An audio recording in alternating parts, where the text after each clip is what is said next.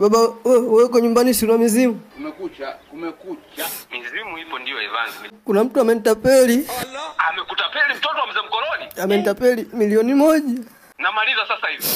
Imekuaje? Baba, eti ameniambia nimtumie milioni 1. Akanitapeli. Akaniambia Freemason anagawa mali kwa urahisi. Akaniambia ili kupata mali unatakiwa umtoe mzee mkoloni kafara. Maana baba yako. Wewe hapo wewe. Ukakataa yeye ndo akaona akutapeli. Nikakubali, nikaambia nikakubali. Ukakubali kumtoa mzee mkoloni kafara. Nikaambia niko tayari. Wakasema kama uko tayari tuma ada kujiunga. Sasa nimetuma ada, wamekula hela yangu mpaka sasa hivi hawapokei. Umtoe kafara mzee mkoloni ili upate utajiri ukakubali. Baba nilikubali. Hii ni maajabu. Ukakubali kwamba baba yako nife. Evans, kumbe wewe upo tayari kuniua mimi. Kwanza waliokutapeli hao hongera zao. Ikiwezekana naweza nikawaongezea na hela. Ulikuwa unataka nitoe kafara mimi?